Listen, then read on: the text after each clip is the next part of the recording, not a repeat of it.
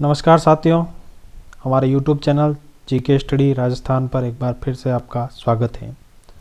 साथियों, हम राजस्थान अध्ययन की पाठ्यपुस्तक को यहाँ पर कर रहे थे, जिसमें हमने क्लास 6 की हमारा राजस्थान पाठ्यपुस्तक को शुरू किया था, जिसके हम 4 चैप्टर जो है पहले कर चुके हैं और ये उसका 5वां चैप्टर है। तो आप सभी का स्वागत है। और अभी तक आपने हमारे चैनल को अगर सब्सक्राइब नहीं किया है तो करके बेल आइकन प्रेस कर लीजिएगा, जिससे कि आपको सारे जो हमारे वीडियोस आने वाले हैं उनके नोटिफिकेशन जो है वो तुरंत मिलते रहें। तो बिना कुछ समय गवाए हम आज की क्लास शुरू करते हैं। हमारा आज का जो चैप्टर है वो है आज़ादी से पूर्व सरकार का स्वरूप। आज़ादी से पूर्व किस प्रकार की सरकार होती थी, किस प्रकार से कोई राज्य का संचालन होता था, उन सारी जानकारियों को हम आज इस 5वें अध्याय में पढ़ने वाले हैं। रविवार का दिन था। दिशा अपनी माँ के साथ गांव के पनघट पर पानी भरने गई थी। पानी ले कर आते समय उसने पनघट के पास बने हुए पुराने किले पर कुछ लोगों को घूमते हुए और फोटो खींचते हुए देखा। ये देखकर उसने माँ से प्रश्न किया, ये लोग कौन हैं और यहाँ क्या कर रहे हैं? माँ ने बताया, ये पर्यटक है और इस पुराने किले को देखने आए हैं। दिशा ने वापस प्रश्न किया, इस किले में ऐसा क्या है जो ये देखने आए हैं? माँ ने बताया, ये किला बहुत पहले इस गांव के जागीरदार ने बनवाया था। वे इसमें रहते थे और इसकी प्राचीनता के कारण पर्यटक इसे देखने आते हैं।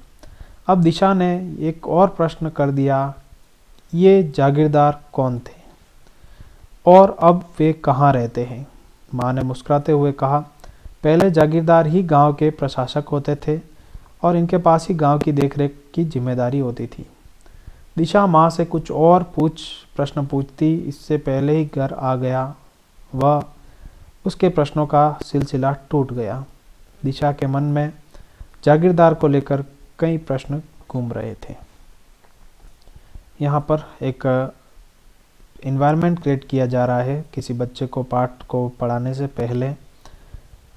वैसा ही यहाँ पर हमें भी देखने को मिल रहा है दृश्य कि एक बच्ची है, वो अपनी माँ से बहुत से प्रश्न पूछती है कि ये क्या है, वो क्या है, और माँ उसके प्रश्नों का जवाब देती है।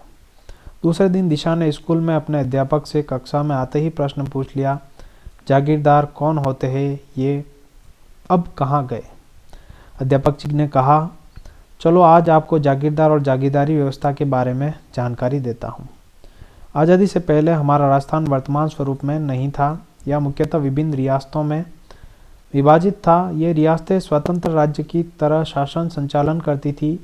रियासतों के शासक अपने मंत्रियों एवं जागीरदारों की सहायता से शासन का संचालन करते थे। शासक शक्ति का सर्वोच्च केंद्र राजा होता था।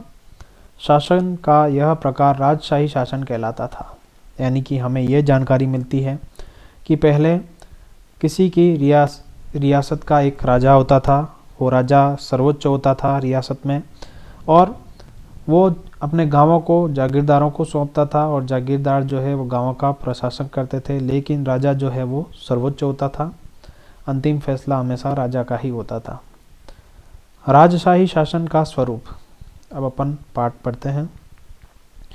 राजस्थान की विभिन्न रियासतों राज्यों में सिसोदिया, राठौड़, कछवाहा और चौहान आदि वंश शासक राज्य करते थे। ये अलग अलग राज्य थे किंतु शासन व्यवस्था लगभग समान थी। विभिन्न रियासतों में शासन संचालन के लिए केंद्रीय व्यवस्था के पदाधिकारी राजा, मंत्री, बख्शी, खजांची, परगना अधिकारी थे। यानी कि कुछ प्रमुख वंश है जिन्होंने राजस्थान पर अलग अलग रियासतों में राज्य किया है और इनके संचालन के लिए केंद्रीय व्यवस्था के पदाधिकारी थे। राजा था, मंत्री थे, बख्शी थे, खजांची थे, परगना थे, आदि अधिकारी थे। तो हम सबसे पहले राजा को देखते हैं। राजा के क्या होता था, क्या कर्तव्य होते थे, वो देखते हैं अपन। तो राजा राज्य की संपूर्ण शक्ति का सर्वोच्च केंद्र था। ठीक है, संपूर्ण शक्ति का केंद्र था राजा।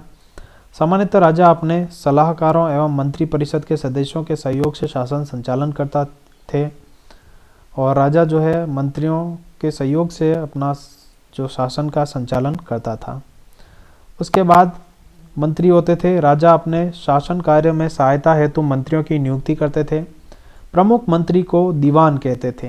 दीवान कौन होता था? राजा का प्रमुख मंत्री। राजा समय समय पर इनसे मंत्रणा करके राजकार्य की जटिल समस्याओं को सुलझाते थे।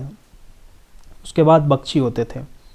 सेना को वेतन देने तथा सेना संबंधी अन्य कार्यों की जिम्मेदारी बख्शी की होती थी। प्रश्न आ जाए कि सेनाओं को वेतन देने का कार्य किसका होता था, तो बख्शी का होता था।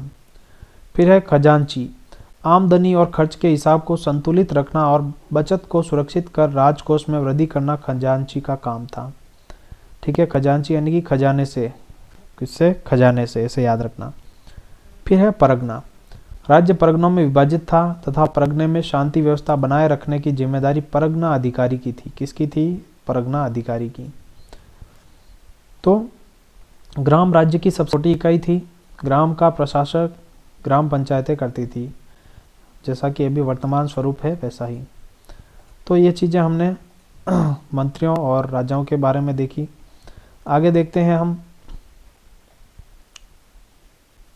जागीरदार व्यवस्था।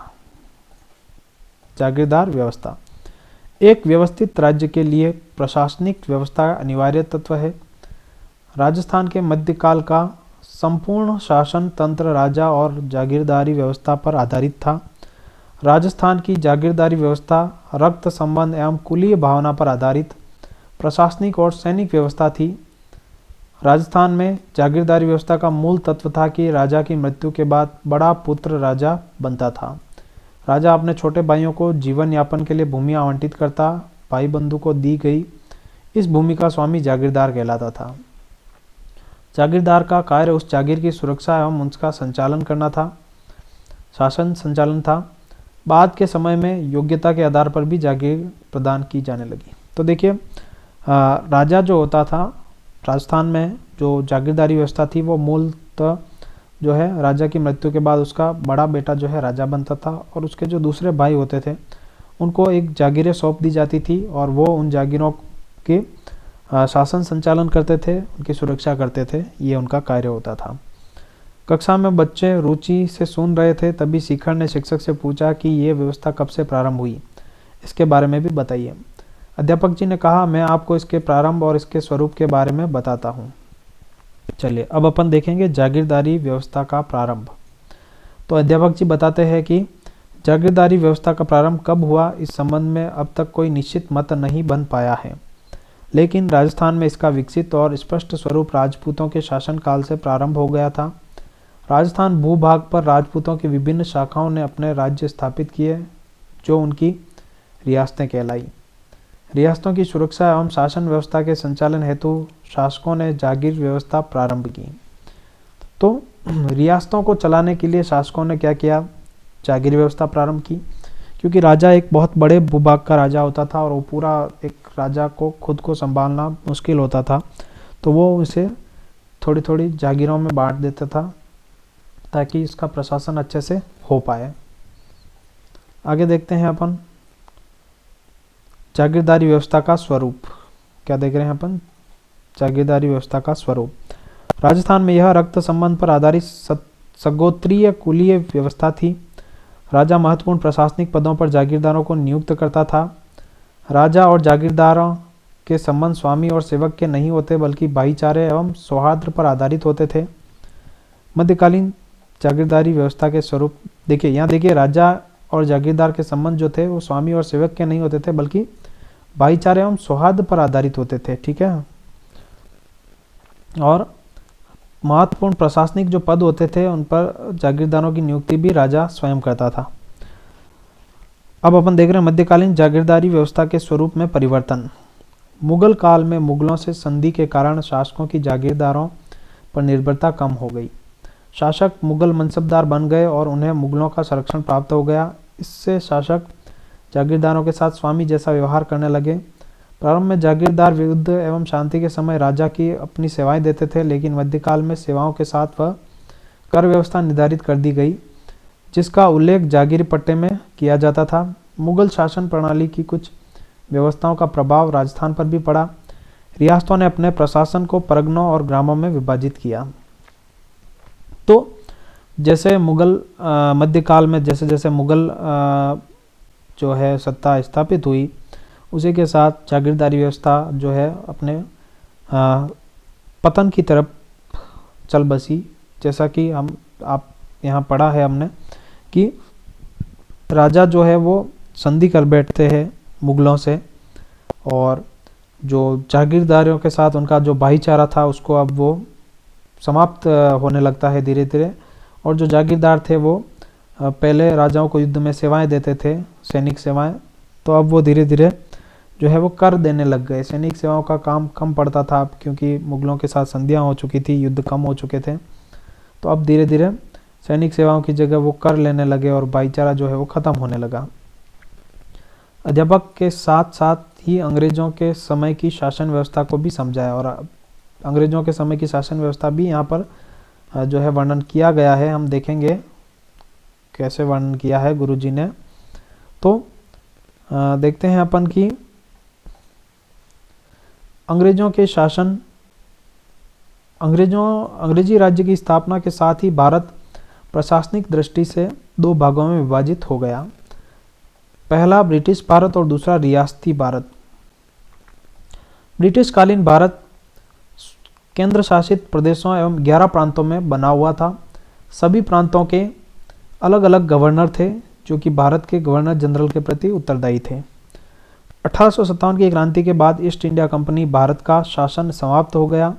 अब भारत के प्रशासन का सीधा नियंत्रण इंग्लैंड के ताज एवं संसद के नियंत्रण में आ गया था। जैसा कि आप सभी को पता है 1857 की जो क्रांति हुई थी, उस क्रांति के बाद जो है वो भारत से ईस्ट इंडिया कंपनी का शासन समाप्त हो गया था और भारत का जो शासन है वो सीधा ब्रिटिश क्राउन के नियंत्रण में आ गया था, ब्रिटिश संसद के नियंत्रण में आ गया था। लॉर्ड कैनिंग को गवर्नर जनरल के साथ साथ भारत का प्रथम वायसराय नियुक्त किया गया है। प्रश्न इंपॉर्टेंट है, भारत का प्रथम वायसराय कहा जाए तो लॉर्ड कैनिंग, ठीक है। अंग्रेज सरकार द्वारा विभिन्न अधिनियम पारित करके भारत का शासन संचालन किया जाने लगा।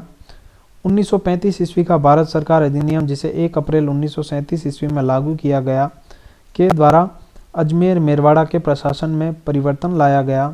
अब इसे विदेश एवं राजनीतिक विभाग के स्थान पर भारत सरकार के गृह विभाग के अंतर्गत लाया गया।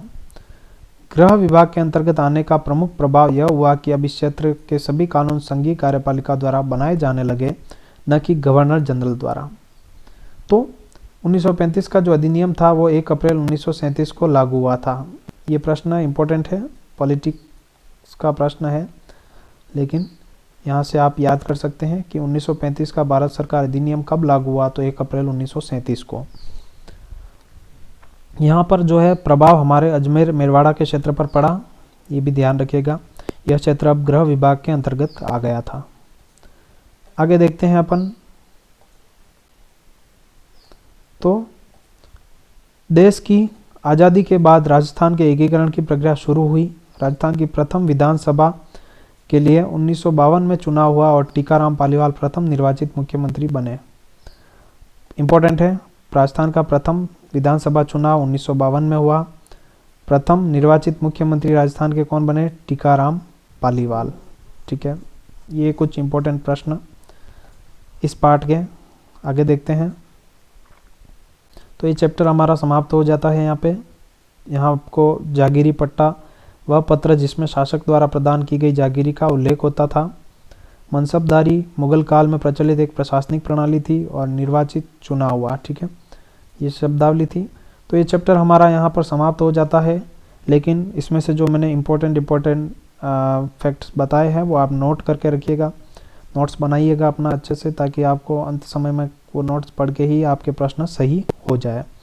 कुछ प्रश्न आपको यहाँ दे रहा हूँ जो कि आपको कमेंट करने हैं आंसर इसके।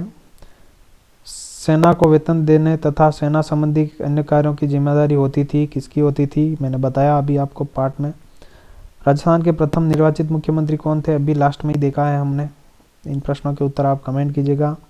और भी कुछ प्रश्न हैं, ये सारे प्रश्न हैं।